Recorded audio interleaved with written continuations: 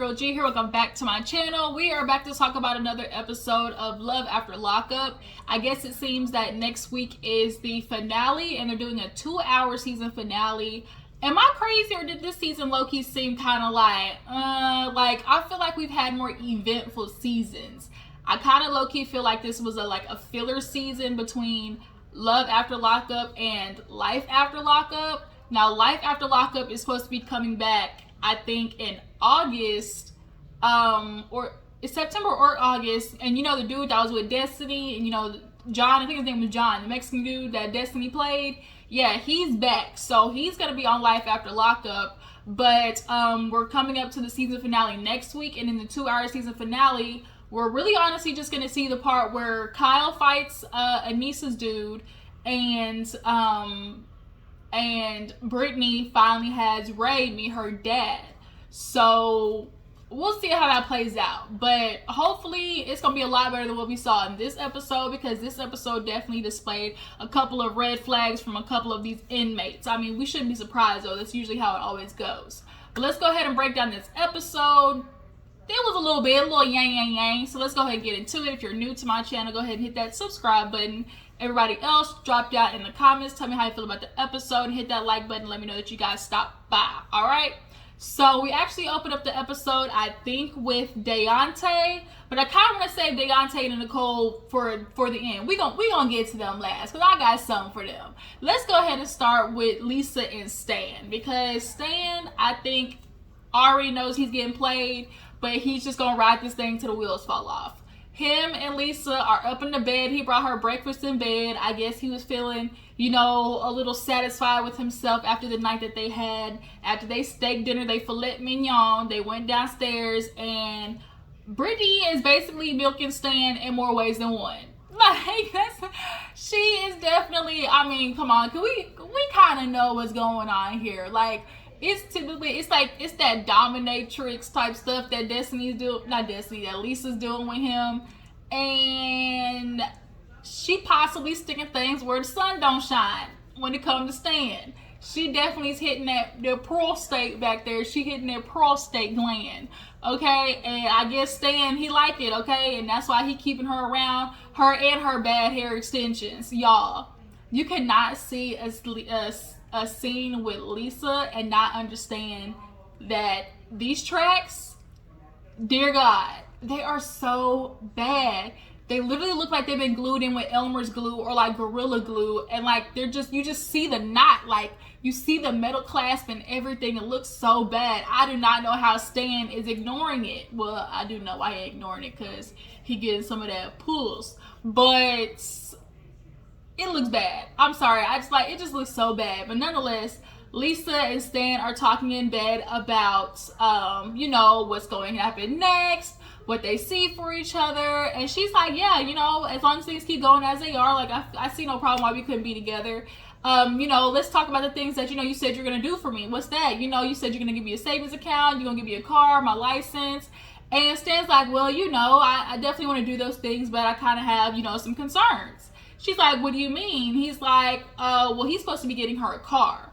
And so she's like, well, what do you mean concerns? And he was like, well, the last girl I bought a car for, she got the ride and then literally dipped soon after that. So she's like, what? Like, acting all confused, like, what? A girl dipped on you after getting a car bought for her? Oh, how dare she? Like, who would have thunk a girl would do that? And it's like, basically, Stan been getting took for a long time, y'all. He clearly has a system of getting females who need him, and he kind of uses that as a power move, because he's always gonna have money, but finding a girl that's gonna tolerate his BS for the amount of money that he's basically paying it for, that's another thing. But she's like, well, I mean, I don't know. I mean, I'm married, you know, I'm already married twice, so we still got to handle that. Like, you know, marriage, it's something that, yeah, I mean, I could see down the line. So, like, she's basically filling him up with hot air, basically. So they make it to the car dealership, and she's looking at the cars, to the Corvette, the yellow Corvette over there looking like Bumblebee. He's like, nah, we can't do that. So she's talking to the car salesman. She's like, yeah, you know, I mean, when it comes to money, like, you know, he just got done paying off $3,200 worth of tickets. And the car salesman guy was like, oh, shoot, I ought to move in then. Because, like, who pays off? First of all, how did you get $3,200 worth of tickets? And then she got arrested, she said, because she did take a car for, a drive around the block from a car dealership and drove that bitch all the way back to Illinois. So she been to jail, I think she said like 4 or 5 years for that. But they end up test driving the car. She likes it. Stan drops a down payment of like $4,000 to $5,000. It was a $12,500 car. But usually when you drop almost half on a car, they'll bring that price down. So I'm sure he got that car for a good at least $9,000 to $10,000 for sure. But now that they got it, it's in her name because he wanted to build her credit. Plus, Stan is also thinking if this does fail, it's not my problem. Like, I don't have to afford the things that go with it, basically. He's willing to take that $4,000 or $5,000 gamble, basically. So that's what happened with them. But when it comes to her at the car dealership, she has somebody texting her talking about, oh, I want to see you. She's like, girl, I'm getting a car. And she texts that working with the cash emojis. So this definitely seems to be like two girls working in conjunction with each other, basically getting out of prison and scamming old men. Like, they definitely have some Ocean 8 stuff going on right now. So moving on, let's talk about Anissa, and I think his name is Jeff. I keep calling him Jeremy, but I think his name is Jeff. So this old crackhead, because he literally is one, is missing, first of all, half his teeth. They're black. They look like they're about to fall out any moment now, and Anissa is stuck going to work, paying bills, and affording a whole grown-ass man baby, because that's basically what he is. Like, he literally looks like he sits at home and does, well, that is what he's doing, sitting at home and does nothing all day. He has discovered this good thing called Amazon Prime shopping, at-home shopping. So he been running up a bill, okay? He been running up some expensive products, one of them being a drone. And I know how much drones cost. They're at least they're a good stack. Like, they're a good stack for the good ones with the camera like he got. So Kyle comes over and sees that he's got this, drone, and it's like, oh, got your little fancy little toy here. He was like, yeah, he talks sideways. I just got me a drone because I'm always stuck in the backyard. And it's like, bruh, you spending up your girl money. Like, you can't do no better than that. Like, are you seriously just gonna stay at home? Like, that is what he want to do. If Anissa take care of him, he gonna let her do it. But Kyle comes and sits down with Jeff and starts talking about, well, I know it ain't none of my business. And the dude's like, yeah, you're right, it ain't none of your business. Because Kyle keeps getting involved. Now, on one aspect, it's like, Kyle, it ain't none of your business. Like, that's your friend. Like, what's going on in her relationship? If she want to be stupid, let her be stupid. But on the other end, it's like, if I'm Kyle, if I'm the best friend, watching my friend go down a road that I know is on the highway to hell, like, I'm gonna say something. I'm sorry. So he's talking to Jeff, and he's like, well, she said she was, short on cash or something, and has she said anything to you about your spending habits? He's like, well, I appreciate your concern, but it's not needed, because what happens, with husband and wife happens with husband and wife. I don't need you saying nothing to her. We got this handled up over here, partner. That's basically what he said. So Kyle's feeling some type of way, decides he wants to go in the house and basically snitch on Jeff for having that son. She's like, honestly, what it is, it isn't even that bad. Like, to come out of prison and hear you have a kid that you didn't know about, like, that's not really like something that you can get faulted for, right? So the fact that he is keeping a secret makes me feel like maybe, is he still messing with the baby mama? Like, is that a chance that he's messing with the baby mama, maybe? Drop down in the comments and tell me what y'all think about Jeff. Y'all think he messing with the baby mama? Like, that's why he won't say nothing? Because if I'm Anissa, I'm asking that question. So she's like, oh my God, like, if he's lying about this, like, what else could he be lying about? And then she is talking about how, the drone was 2 days of work, like 2 days work pay. So it's becoming tedious to keep up with a grown-ass man-child. And Anissa, it's all cute and stuff when he giving you the lovey-doveys and he's blowing your back out and stuff. But after that, like, that's only 30 minutes of thrill. real life is in between, and you stuck working for a dude and paying for stuff that's he using that you ain't even seen the fruits of your labor. That's gonna get old quick, fast, and in a hurry. So moving on, we have who else? We did Jeff and Anissa,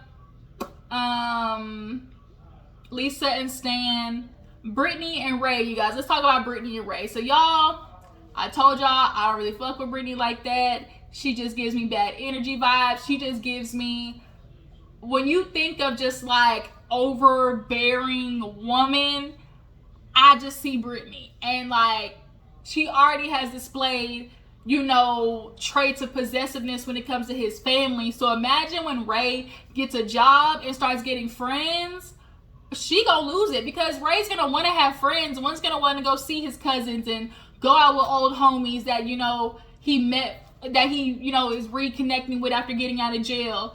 She's not gonna like that at all. And she's gonna start holding over his head, well, I was paying for you while you was in jail, and when you came home I had this, this, and this for you, and I was giving you, like, she definitely looks like she's one of those types. But nonetheless, she's happy with Ray, and the family, or his family, is coming to like kind of have like a little like get together at Britney's crib, get to know her, get to meet her. And from what I can tell of Ray, like, he's a cool dude. He's definitely mild-mannered. You could tell he does have, you know, like, respectful, you know, qualities and stuff like that. So I do have good hopes for Ray, but the way black men have been acting lately up in these streets and on the internet, you can only have but so much hope, unfortunately. But as far as what I see with Ray, I mean, I'm okay. But she's like, yeah, you know, the family's coming over, and I didn't want to overwhelm Ray because, you know, I didn't want my family plus his family. Like, I just, you know, I really just feel like we should just keep it a certain way. She keeps dragging it out, and his family's picking up on it. When they get there, they're asking Britney about, you know, what's next for the future. He wants to get a job, have kids. You know, they're talking about engagement. And so I think that was the aunt or the cousin that was like, oh, well, when you get engaged, like, how long is the engagement going to be? And she was like, you know, hopefully not long. And she's like, what's long for you? She's like, a year? And she was like, oh, okay. Like, a year is not a long engagement. I'm sorry. Like, I feel like a year is barely, like, even an engagement. I don't understand people who get engaged to and then immediately have to start wedding planning after that. Like, it's just not something I would do. Like, a whole year after engagement, like, enjoy the engagement. Like, go out, do stuff. Like, don't immediately be planning a wedding, because you never know. People rush to the altar and then get married to the person, and then a whole 180 happens and you don't know who the freak you married. So it's like, sometimes you just gotta wait it out. But she wants to rush because of her age. You know, she wants to have kids. She's already in her 30s. So she just she would rather take the risk to have like a whole family situation than maybe, you know, think this one out. But the family, I do agree with the family, as it probably would have been good for her family to meet his family, because as of right now, all they see Ray is Ray, this man who went to jail. That's all they see. But had they maybe got a chance to meet his family, they might have got more of like, you know, his foundation. Like, his family does seem cool. You can tell he was raised, you know, with just, you know, basic home decent training. You can tell grandma got it all locked. Like, I think I do agree with the girl that Britney was talking to. Like, maybe meeting the family would have been good. Because they're just like, just meeting him by himself, I think would have like, they're going to be so focused on him and questioning him that they're going to miss like who he is as a being. So Britney wants to keep it how she wanted. She said, if we just do it how I got it planned, we'll be okay. And it's like, no, Britney, like, you're not always going to be right. And I think she's going to have a problem with that, because Britney definitely looks like a girl who throws a tantrum when she doesn't get her way. But Ray's outside talking to the dad, and the dad's telling him, don't you let her keep you as a secret. So Ray threatened to say, look, you either call your parents and let them know that I'm here, or, you know, we're going to have a problem. So she calls the dad and lets the dad, she's like, Dad, I want you to come over. You know, she doesn't tell him why, but she's just like, I just want you to come over and update you on a few things. And I guess in the finale, that's what's going to happen. So Doug and Rachel, you guys, we all know Doug is going to he's just gonna shit the bed with this one. Like, he has this relationship with Rachel, and she clearly is okay taking care of him, you know, with the 4 B's. You know, she gives him the 4 B's. So she's cooking breakfast for him, wakes up in the morning, and him and little Dougie Jr. eat up all the bacon, and I would feel some type of way because, like, dang, can't say me no bacon, but okay, I'm the one cooking, but that's okay. They eat all the bacon, they eat waffles, and they start talking about what he's gonna do with his homeboy Mike. He's like, oh, I don't know, you know, maybe go to the strip club or something. And she's like, he's like, yeah, I'm gonna bring a girl back. She's like, we got a room over there. And it's like, ooh, I don't think you want to start them jokes right now, Rachel. Because in the back of her head, she's thinking about the sister, which was like, Junior's a dog. He's going to use you. He's going to cheat on you. I give him 30 days or I give him 60 days. He's just going to use you up and throw you, like, he's basically going to do you dirty. So it is in the back of Rachel's mind. Obviously, because at the end of the day, like, when you see his background, he's going to have a hard time breaking that, especially with his background being reinforced by going to prison for as long as he's had. There is definitely going to be some hard, you know, characteristics about him that are going, like, she's gonna have to break. But he has his son, and as long as his son, I think, can maybe go to, you know, like, parent, you know, children therapy or something like that, they really could do a lot better. But is Doug gonna be willing to, is a question. I don't know. My hope is very slim. But he ends up, and the friend Mike go to a jeweler. He wants to re-propose to Rachel. And the friend is like, oh, like, that's so nice, but are you sure? Yeah, I love Rachel. Like, why wouldn't I? He's like, but are you sure? Like, are you sure? And then his friend basically in his confessional was talking about, you know, Doug ain't never been with one woman. Like, he's always been with a different girl, and, you know, he loves the women. And even if his friend is saying it, like, you just kind of like, dang, like, Doug, even your own friends see you that bad? Like, that's not a good look. So he ends up buying the ring anyways. I think Doug is thinking more about what Rachel can give him versus how he's gonna have to hold up his end of the bargain to continue to keep those things.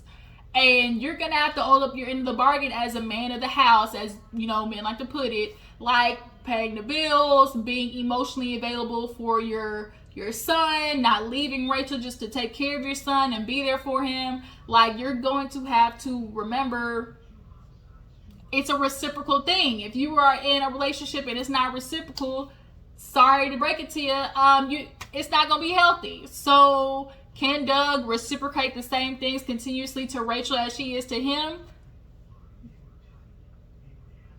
I mean, no, I don't think so, but we'll see. So he actually takes her to some little park, proposes to her on his knees. He proposes on his knees, and he's the same goddamn height as Rachel. What? Like, oh my gosh. So he proposes, she takes the ring. It's a cute little, you know, little dainty carrot or what, and she's happy. But literally after that happiness, she gets in the car, he laughing at his phone, you know, ha ha ha ha, ha ha ha.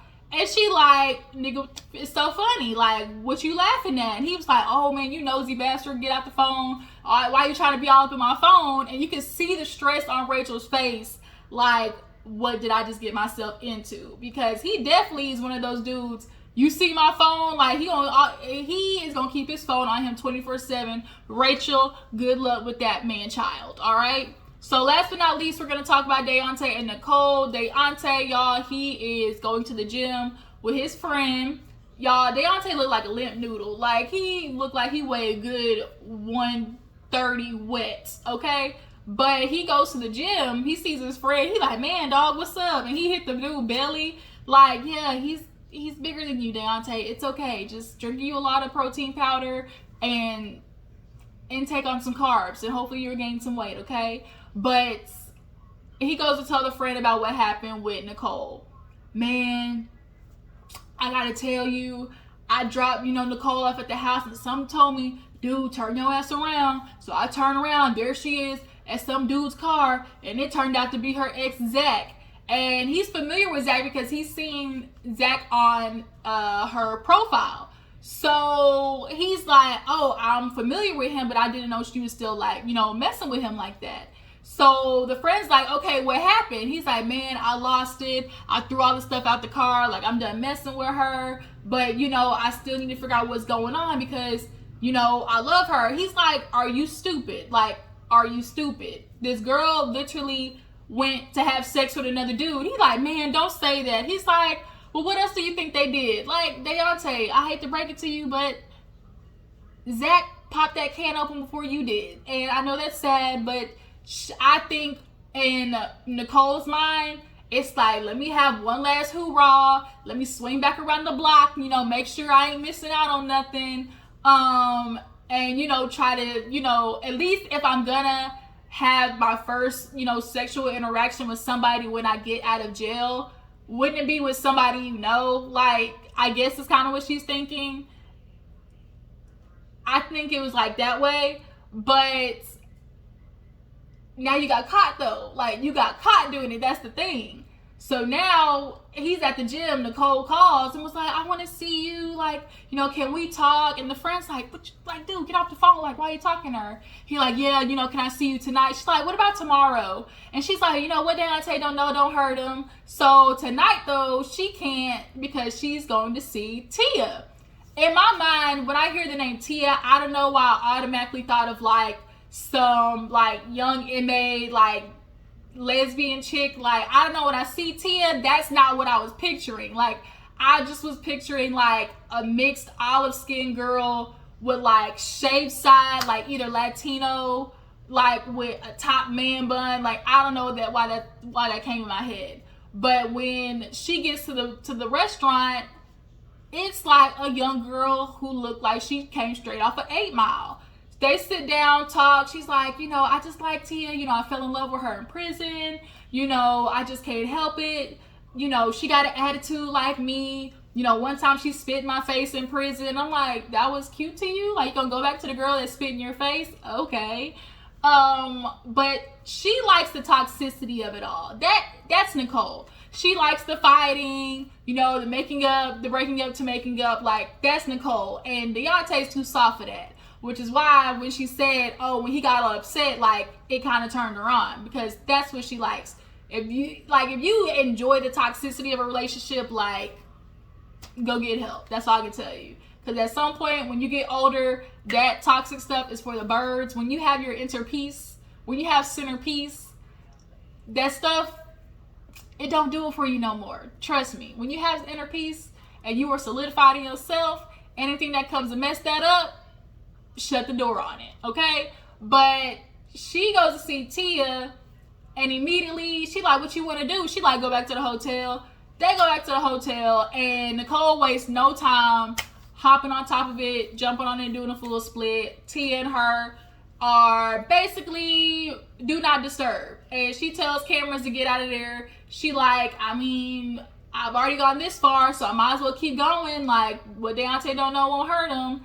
And apparently Tia is going to be more satisfying than Daonte to her. Her and her, you know, shaved sides, mullet, and, you know, 2005 striped t-shirt.